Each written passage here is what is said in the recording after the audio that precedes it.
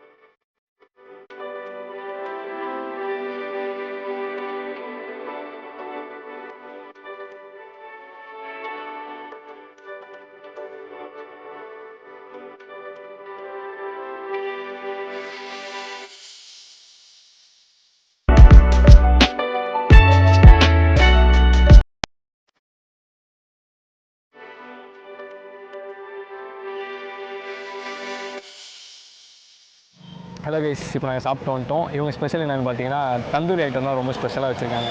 அது என்ன தந்தூரி? பாம்பே தந்தூரி பிரமாதமாக இருந்துச்சு. என்ன மஞ்சளில் ஜாஸ்தி போட்டு பரவாயில்ல, ஆனால் டேஸ்ட் வந்து டிஃப்ரெண்ட்டாக இருந்துச்சு, நல்லா இருந்துச்சு.